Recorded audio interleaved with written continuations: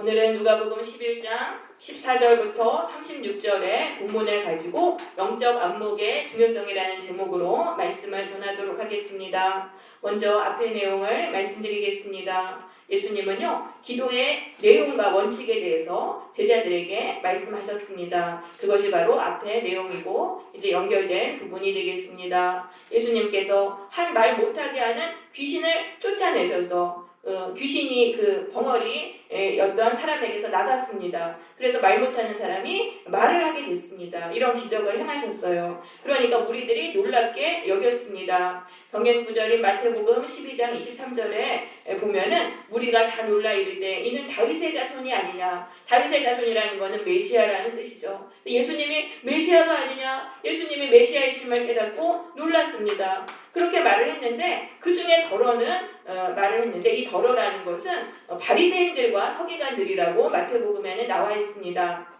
이 바리새인들과 서기관들이요, 이 예수님의 능력이 바알세불에게서 나왔다는 것입니다. 이 바알세불은 귀신의 왕이다. 그러니까 한마디로 사탄의 힘을 힘입어서 귀신을 쫓아냈다라고 말을 했던 것입니다. 이 바리새인들과 서기관들은 그 유대 교회 지도자들이죠. 유대인들의 지도자들입니다. 백성들이 예수님을 높이고 그렇게 하니까 시기심이 치밀어 올랐던 것입니다. 그래서 예수님의 기적을 사탄의 역사라고 왜곡했던 것이죠. 그러니까 또 더러, 16절에 이 더러는요, 또 바리새인들이에요. 이 사람들 마태복음에 의하면 바리새인들인데요, 뭐라고 했냐면은 예수를 시험하여 하늘로부터 오는 표적을 구하니, 하늘로부터 오는 기적을 해보라고 또 요구한 거예요. 이렇게 귀신 쫓아내는 그런 기적 말고 하늘에서 막 불이 내린다던가, 엘리야가 바알 선지자들과 대결했을 때 하늘에서 불이 내려왔지 않습니까? 그런 기적을 좀 해봐라 자꾸 요구를 했습니다. 왜냐하면은요, 이제 예수님이 기적을 행하면은 예수님을 이게 바알세불이 집힌 자다, 사탄막이 들렸다, 이런 식으로 뒤집어 씌워가지고 예수님을 죽이려고 했던 거예요. 신명기 13장에 보시면은요, 너희 중에 선지자나 꿈꾸는 자가 일어나서 이적과 기사를 보이고 다른 신을 따라 섬기자고 말할지라도 그런 선지자나 꿈꾸는 자는 죽이라라고 돼 있어요. 그러니까 이게 사탄이 이제 들어간 사람이다, 이렇게 해가 뒤집어 씌워서 예수님을 죽이려고 했던 것입니다. 그래서 예수님이 그들의 생각을 아셨어요. 예수님을 죽이려고 하는 그 생각을 아셨는데, 그렇다고 예수님은 물러서지 않으신 거예요. 물러서지 않으시고 진리를 말씀하십니다. 스스로 분쟁하는 나라마다 황폐하여지며 스스로 분쟁하는 집은 무너지느니라. 그러니까 서로 싸우면은 그 안에서 자기들끼리 싸우면은 다 무너지는데 사탄마귀는 그런 짓을 하지 않는다는 거예요. 그러니까 사탄은요, 그 사탄의 영이 들어간 사람들은 그 사탄의 영이 들어간 사람들끼리 서로 공격을 안 하는 거예요. 그리고 누구를 공격하냐면 하나님의 영, 성령이 들어간 사람을 공격을 하는 것입니다. 그렇게 말씀하시면서 너희 말이 내가 바알세불을 힘입어 귀신을 쫓아낸다 하니, 그러면서 내가 바알세불을 힘입어 쫓아낸다면 너희 아들들은 누구를 힘입어 쫓아내겠느냐. 그러니까 그 당시에 바리새인의 제자들도 귀신을 쫓아냈어요. 그렇다면 예수님이 사탄을 힘입어서 쫓아냈다면 그럼 그들도 사탄을 힘입어서 쫓아낸 것이 되지 않느냐, 이런 식으로 이제 말씀을 하십니다. 그러면서 예수님이 나는 하나님의 손에 힘입어 귀신을 쫓아낸 것이다. 하나님의 손은 성령이에요. 성령의 역사로, 성령의 능력으로 귀신을 쫓아낸 것이다. 그래서 내가 하나님의 귀신을 쫓아내서 하나님의 나라를 너희에게 가져다 준 것이다 라고 말씀하십니다. 그러니까 사탄을 쫓아내고 난 하나님의 나라를 되게 이렇게 한 것이다, 이렇게 말씀을 하는 것입니다. 그러니까 예수님을 통해서 사탄마귀가 나가면은요, 하나님의 나라가 되는 거예요. 사탄의 나라 따로 있고 하나님의 나라 따로 있는 게 아니라 사탄이 쫓겨나가면 바로 하나님의 나라가 되는 거예요. 예수님은 하나님의 능력으로 더러운 사탄마귀를 쫓아내시고 그 사람을 하나님의 나라가 되게 하셨다라고 말을 하는 것입니다. 근데 그게 끝이 아니에요. 그 마귀가 나갔잖아요. 나가면 하나님의 나라가 되잖아요. 그게 끝이 아니에요. 마귀가 또 들어와요. 귀신이 또 들어오는 거예요. 또 들어오면은 더 악해진다, 그 얘기를 하는 거예요. 계속해서 하나님의 나라가 돼야지, 마귀가 나갔다고 해서 하나님의 나라가 됐다고 해서 끝이 아니고 또 더 악해질 수 있다, 그걸 비유로 말씀을 하시는 것입니다. 21절, 강한 자가 무장을 하고 자기 집을 지킬 때는 그 소유가 안전하되. 이 강한 자는 귀신입니다. 귀신, 악한 영입니다. 사탄이라고 할 수 있어요. 이 사탄이요, 어떤 사람에게 들어가는 거예요. 딱 보니까 내가 시키는 대로 잘 할 것 같은 사람의 영혼 속으로 들어가요. 들어가서 무장을 했다는 것은 그 권세, 영적인 권세를 가지고 그 사람을 지배한다는 것입니다. 그러니까 자기 집을 지킨다. 그러니까 사람의 영혼이 바로 이 악한 영들의 집이에요. 악한 영들이 사람 잡아먹고 사는 거예요. 그래서 악한 영이 들어왔는데 그게 그 무장을 하고 지키기 때문에 이 권세가 엄청 막강한 거예요. 그래서 누구도 이 사탄마귀, 악한 그 영으로부터 사람을 해방할 수가 없어요. 그래가지고 누구도 할 수 없는데 더 강한 자가 와서 그를 굴복시킬 때는 그가 믿던 무장을 빼앗고 그의 재물을 나누는지라. 더 강한 자가 예수님이에요. 예수님이 오시면은 이 사탄마귀를 쫓아내신다는 거예요. 사탄마귀를 굴복시키고 그의 무장을 빼앗고 사람을 다스리는 그 영적 권세를 빼앗으시고 그의 재물을 나누신다. 이건 뭐냐면은 사탄이 그 사람 속에 들어가면은 그 사람 안에 선한 거를 다 빼앗아가요. 기쁨이나 성령이라던가 착한 거, 그 다음에 무슨 평안이라던가 이런 걸 다 빼앗아가는데 예수님이 이제 그걸 다시 돌려주시는 거예요. 그 사람한테. 그래서 선한 성품 같은 거, 그런 거, 인내하고 용납하고 사랑하고 이런 것들을 사람에게 돌려주신다는 거예요. 그러니까 이건 뭐냐면은 예수님을 내가 영접하잖아요. 나의 마음으로 영접할 때 성령을 받아요. 근데 성령이 오시면서 악한 영들이 쫓겨나가는 거예요. 악한 영이 쫓겨나가면서 그러면서 예수님이 그 성령님이 다시 돌려주세요. 우리가 안에 선한 성품들을 다시 돌려주세요. 그래서 예수 믿고 성령 받으면 착해져요. 사람이 착해지는데 그게 끝이 아니라는 거예요. 그냥 성령 받았으면 계속해서 예수님과 동행하고 계속 선한 길로 가야 된다는 거예요. 23절 보겠습니다. 나와 함께하지 아니하는 자는 나를 반대하는 자요 나와 함께 모으지 않는 자는 나를 해치는 자니라. 성령을 받았어요. 그럼 그 다음부터도 예수님과 동행하면서 계속 성령을 받고 성령을 구하고 순종하고 이렇게 해야 돼요. 이렇게 안 하면은 근데 성령 받고도 순종을 안 하는 거예요. 순종 안 하고 그 별로 예배도 안 드리고 기도도 안 하고 그냥 혼자 사는 거예요. 그렇게 되면 그게 저절로 사탄의 편이 된다는 거예요. 예수님의 뭘 반대한다는 건 사탄의 편이 된다는 것입니다. 우리의 본능 자체가 사탄을 따라서 살아가게 되기 때문인 것입니다. 나와 함께 모으지 않는 자는 해치는 자다. 예수님과 함께 선한 걸 열심히 모아야 돼요. 우리가 성령 받고 그게 다가 아니에요. 계속해서 예배드리고 계속해서 선한 것으로 우리 영혼을 채우고 회개하고 악한 건 버리고 선한 것으로 우리 영혼을 계속 예수님과 함께 열심히 예수님이 모아주셨는데 그냥 가만히 있는 게 아니라 우리도 열심히 그거를 모아야 된단 말이에요. 그래서 선한 것으로 우리 영혼을 채워야 되는데 그렇게 안 하면은 그걸 다 잃어버린다는 겁니다. 예수님이 찾아주신 것들 다 잃어버려요. 예수님이 착한 사람 되게 해주셨어요. 성령 주셨어요. 그리고 자유를 주셨어요. 기쁨을 주셨어요. 그거 그냥 다 잃어버려가지고 하나도 없이 빈털터리가 된다는 것입니다. 그러면 이제 더러운 귀신이 다시 들어온다는 거예요. 24절. 더러운 귀신이 사람에게서 나가가지고 물 없는 곳으로 다니며 쉬기를 구했어요. 얻지 못했어요. 이건 뭐냐면 또 다른 사람에게로 들어가려고 했던 거예요. 근데 다른 사람 마땅히 들어갈 사람이 없어요. 그러니까 이 귀신이 다시 그럼 내가 나왔던 사람한테로 다시 한번 가보겠다 하고서 그 사람한테 가는 거예요. 그러니까 사탄 마귀는요 끈질겨요. 우리 안에서 나갔잖아요. 근데 또 들어오려고 하는 거예요. 또 찾아오는 거예요. 그래서 이 사람한테 딱 와서 보니까 그 집이 청소되고 수리되었다고 돼 있는데 이 마태복음에 보면은 그 집이 비고 청소되고 수리되었다고 돼 있어요. 비어 있는 거예요. 틀림없이 예수님이 선한 것들을 찾아주셨는데 그 선한 게 하나도 없어요. 그 영혼 안에 선한 게 하나도 없어요. 이렇게 비어 있어요. 그러니까 그렇게 비어있고 근데 보니까 성령이 없어요. 그 사람 안에. 근데 그 집이 청소되고 수리되었다는 건 종교적으로 겉으로는 이제 거룩한 경건한 그런 모습을 갖췄다는 것입니다. 겉모습은 그냥 이렇게 경건해야 모습이라는 거예요. 그러니까 귀신은 그런 사람에게 들어가는 거예요. 이 겉으로는 경건한 모습인데 안에는 성령이 없어요. 왜냐하면 그런 사람 안에 들어가면은 수많은 사람을 미혹시킬 수 있어요. 왜냐하면 겉의 모습이 경건하니까 저 사람 안에 성령이 있는 줄 알고 따라가서 소경을 따라가서 같이 멸망을 길로 가잖아요. 그러니까 이 사람 안에 들어가려고 막 이렇게 하는 거예요. 그렇게 가는데 이제 혼자 힘으로 들어갈 수 없어요. 왜냐하면 이 사람 안에서 한번 쫓겨났잖아요. 그러면 이 사람은 그 귀신을 쫓아낼 수 있는 능력이 있는 거예요. 한번 쫓아냈다는 게 귀신을 이겼다는 거고 귀신을 이겼으면은 그 귀신이 못 들어오게 방어할 수 있는 능력이 있다는 거예요. 그러니까 혼자 힘으로 안 되니까 더 악한 귀신 7을 데리고 그 사람 안에 들어가는 거예요. 그러니까 그 사람은 더 악해졌다라는 그런 말씀이죠.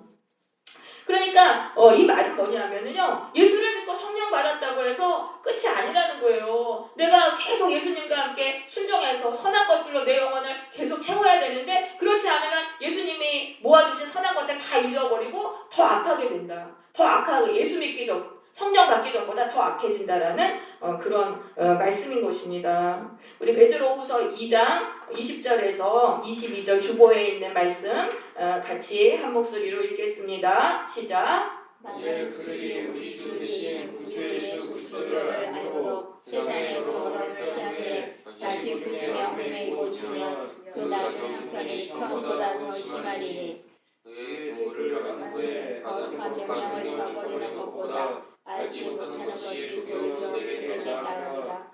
참된 사람의 이르기를 걔가 그 토하였던 것을 돌아가고 돼지가 수살다가 그더러운 온 것처럼 말이 그들에게 있나이다. 네. 자, 그러니까 다시 더 악해질 수 있다는 것입니다. 그러니까 예수님을 통해서, 그러니까 그랬잖아요. 성령 받으면, 한 번 받으면 평생 구원받는 게 아니에요. 성령 받고 착해졌어도 또 이렇게 더 악해질 수 있다는 거 분명하게 말씀하세요. 예수님을 통해 성령 받고 악한 영이 나갔어요. 그럼 그 다음부터는 성령님께 적극 순종하면서 죄와 싸워야 되는 거예요. 그래서 이 선한 성품들을 다시 되찾고 우리가 이제 죄에서 돌아서서 이 선한 것들로 나의 영혼을 채워야 하는 것입니다.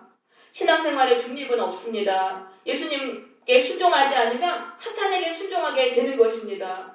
성령 받고 계속해서 착해지지 않으면 더 악하게 되는 거예요. 항상 그 방향성인 거예요. 중간이 없어요. 내가 머물고 있으면 그건 내가 거꾸로 지금 돌아가고 있는 것입니다.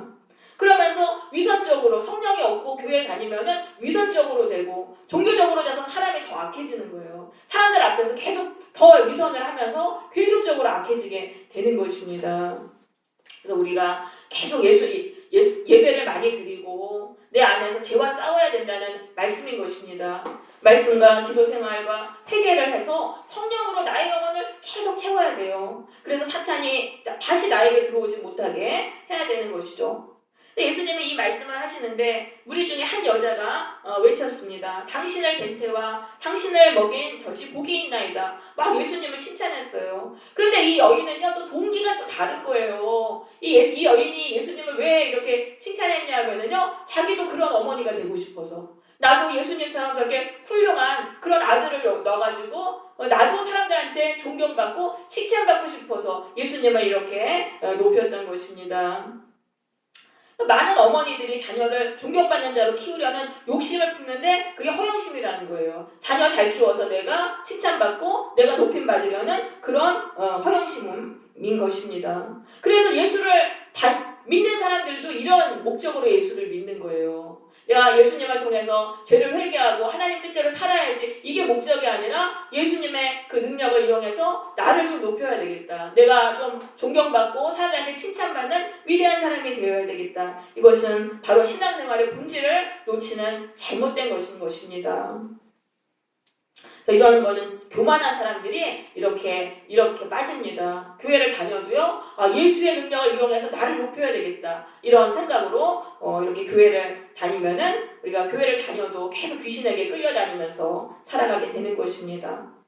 그러니까 예수님이 뭐라고 말씀하세요? 오히려 하나님의 말씀을 듣고 지키는 자가 복이 있느니라 라고 말씀하셨습니다. 중요한 거는 뭐예요? 훌륭한 자식을 두었다는 게 아니에요. 하나님께 순종하고 헌신하는 게 중요한 것이라는 것입니다. 가장 중요한 거는요, 사람에게 칭찬받는 게 아니에요. 하나님의 말씀에 순종하는 거, 하나님께 헌신하는 거. 그러면 귀신이 더 이상 못 들어와요. 그러니까 우리가 계속해서 기쁨과 평안과 구원의 복을 누리게 되는 것입니다. 그래서 우리는 하나님께 순종하는 게 가장 중요하다. 이거를 알아야 되겠습니다. 자, 예수님이 벙어리 귀신을 쫓으신 사건을 통해서 세 가지 반응이 있었습니다. 세 가지 관점이 있었습니다.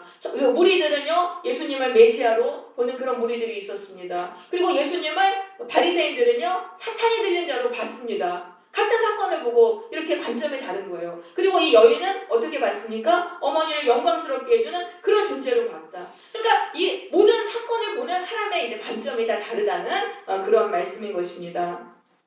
그래서 예수님이 뭐라고 말씀하시냐면은 29절입니다. 이 세대는 악한 세대다. 표적을 구하되 요나의 표적밖에는 보일 게 없도다. 그러니까 표적을 이미 예수님이 많이 보여주셨어요. 기적을 많이 행하셨는데 이미 예수님의 메시아라는 걸 충분히 보여주셨는데 또 표적을 요구하는 거예요. 그러니까 이 사람들 완악한 거예요. 회개를 하지 않기 위해서 계속 표적을 구하는 것입니다. 그럼 이런 사람은 기적을 계속 해줘도요. 절대 회개하지 않아요. 이거는 마찬가지예요. 예수님께 성령의 은혜를 자꾸 요구하는 거예요. 회개하지 않는 사람들, 완악한 사람은 성령의 은혜만 요구해요.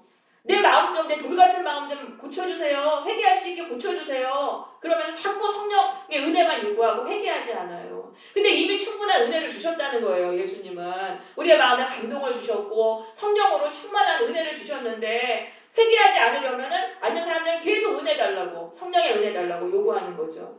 그러면서 이런 악한 세대에게 보일 표적은 요나의 표적밖에 없다. 자, 요나는요 하나님께 사명을 받았어요. 아수르 니느웨에 가서 회개를 선포하라는 사명을 받았는데 요나가 그거를 하기가 싫었어요. 그래서 배를 타고 저기 다시스로 가다 풍랑을 만나서 물고기 뱃속에 들어갔지 않습니까? 그리고 3일 동안 거기에서 뱃속에 있다가 나와가지고 니느웨에 가서 회개를 전했는데 니느웨 사람들이 회개를 했어요. 요나가 40일이 지나면 니느웨가 무너지리라 하니까 회개했어요. 그럼 이 사람들이 왜 회개를 했냐면은 니느웨가 물고기 뱃속에 들어간 사건이 표적이 된 거예요.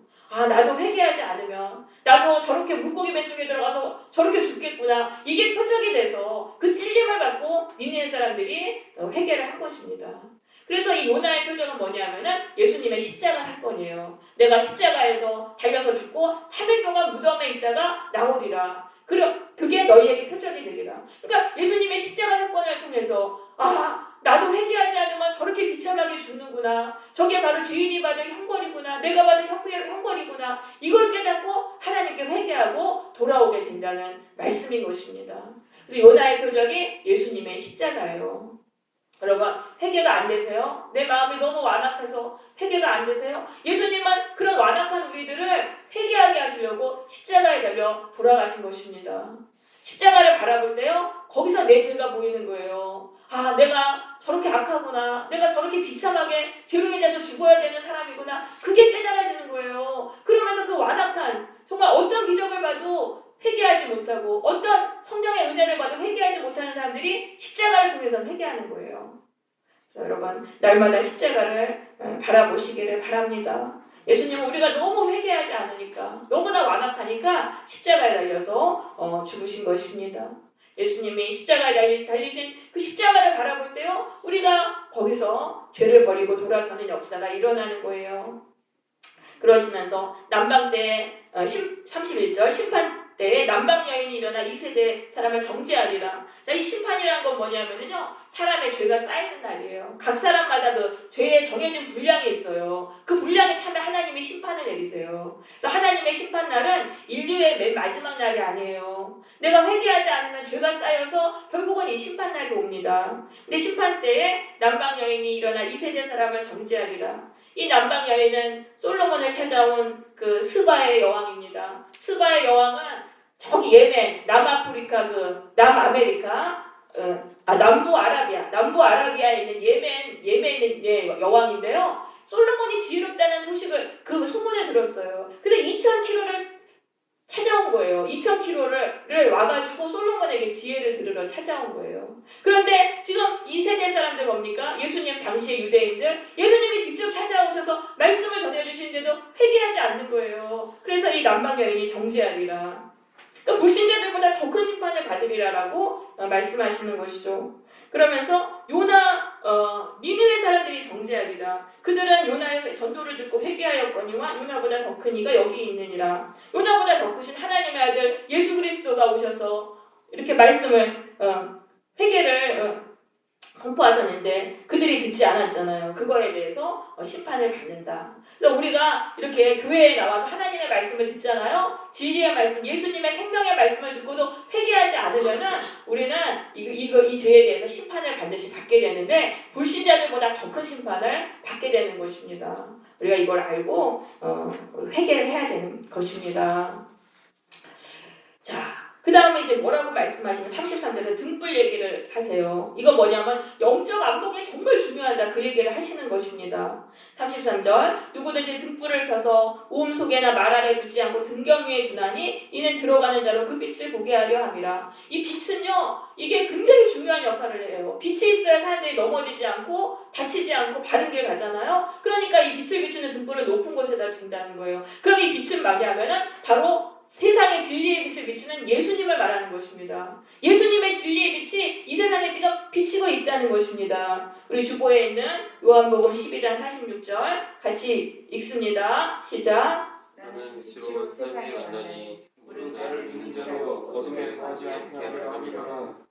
네, 예수님이 바로 세상의 빛으로 오셨습니다. 예수님을 믿어야지 우리가 예수님께 진리의 말씀을 들어야지만 사탄의 미혹에 걸리지 않고 살 수 있어요. 그리고 우리가 이게 밝은 인생을 살 수 있는 것입니다. 어두운 데로 안 가고 밝은 곳으로 가고 이렇게 해서 밝은 인생을 살아가게 되는 거예요. 그런데 이 또 이제 눈이 중요하다는 얘기를 하세요. 내 몸의 등불은 눈이다. 이 눈을 통해서 빛을 바라보는 거예요. 빛을 받아들이는 거예요. 그 눈이 망가지면은요, 빛이 아무리 밝게 비춰도 그거를 보지 못합니다. 근데 눈이 밝으면은 그 빛을 받아들여가지고 그 빛된 삶을 살아가는 것이죠. 그러니까 이건 뭐냐면 영적인 안목이 중요하다는 거예요. 영적인 안목이 중요하다. 그러니까 예수님의 진리의 빛이 비치고 있는데 이 영적인 안목이 이게 좀 밝은 사람들은요, 그걸 통해 가지고 그 진리라는 걸 보고 예수님을 받아들인다는 거예요. 그 예수님의 진리를 받아들이니까 이 영혼이 밝아져서 밝은 인생을 살아가게 된다는 것이죠. 그런데 영적인 그 안목이 어두운 사람들, 그러니까 그 바리새인이나 이 여인 같은 경우는 예수님의 기적을 보고도 진리를 몰랐잖아요. 이런 사람들은 영적인 눈이 어두운 사람들이에요. 그러니까 진리를 볼 수가 없으니까 계속해서 어둠의 삶을 살아가게 된다는 말씀인 것입니다. 네, 요한복음 8장 12절 주보에 있는 말씀 읽습니다.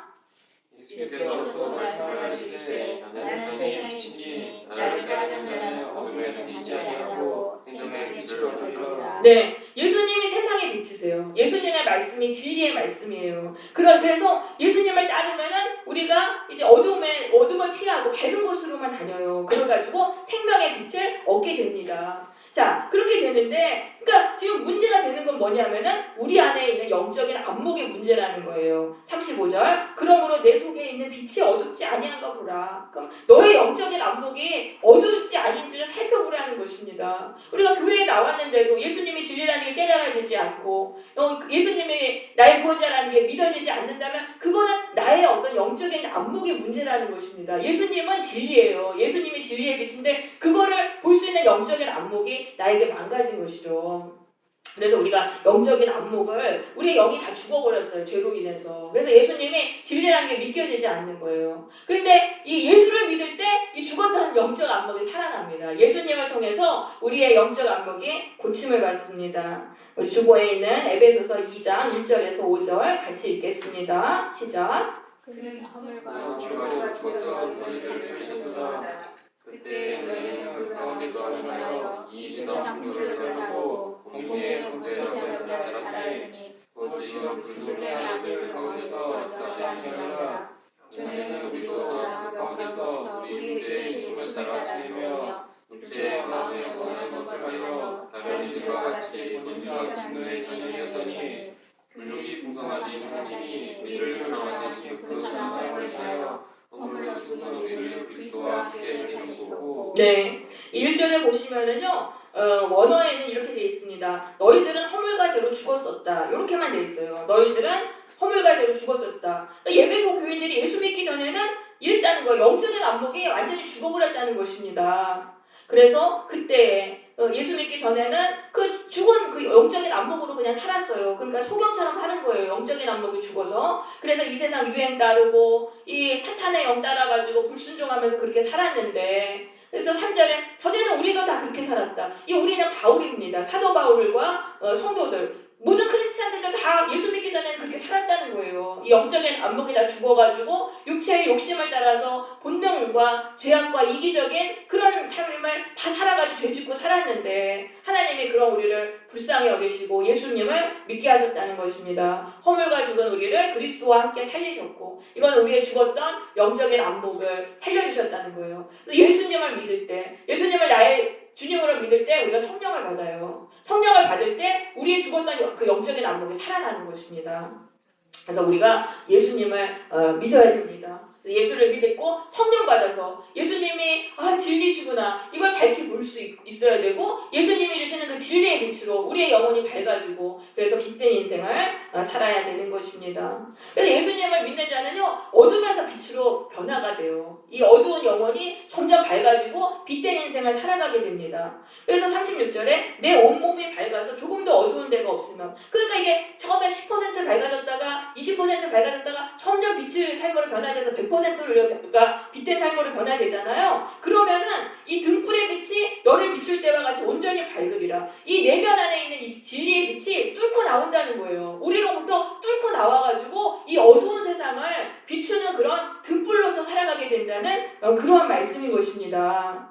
우리 주보에 있는 마태복음 5장 14절 16절 같이 읽습니다. 시작. 너희는 세상의 빛이라. 사람에 있는 동네가 숨겨지지 못할 것이요 이같이 너희 빛이 사람의 빛이 되어 그들로 너희 착한 짓을 보고 하늘의 빛이 되어 아버지의 영광을 누리게 하라. 네, 자 우리가 이제 이렇게 빛된 존재로 살아가게 된다는 것입니다. 이제 예수님께 계속 진리의 빛을 받아서 우리가 빛으로 가득하면은 이 세상을 어두운 세상을 비추는 빛으로 살아가게 된다. 에베소서 5장 8절에는 이렇게 말씀합니다. 너희가 전에는 어두움이더니 이제는 주 안에서 빛이라. 빛의 자녀들처럼 행하라. 빛의 열매는 모든 착함과 의로움과 진실함에 있느니라. 예수님을 통해서 점점 우리가 이렇게 빛된 삶으로 변화되면 그 열매가 어떤 삶이에요? 착하게 살고 의롭게 살고 진실하게 살고 이게 참된 거듭난 그리스도인의 모습인 것입니다. 그렇게 그리스도인들이 그렇게 돼서 이 어두운 세상을 밝히면서 살아가게 되는 것입니다.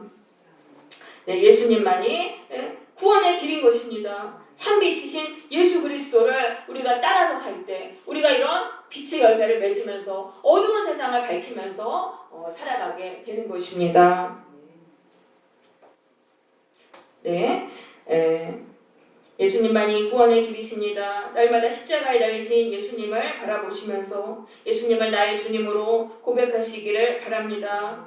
그러면 예수님께 성령을 받게 될 것입니다. 우리의 죽었던 안목이 다시 살아나서 예수님의 진리이심을 깨닫게 될 것입니다. 예수님이 비춰주시는 진리의 빛으로 우리의 영혼과 인생이 밝은 삶이 될 것이며 또한 어두운 세상을 밝게 비추는 그러한 자들이 될 것입니다. 예수님을 통해 우리의 빛의 잔으로 변화되는 복을 받으시기를 바랍니다. 아멘.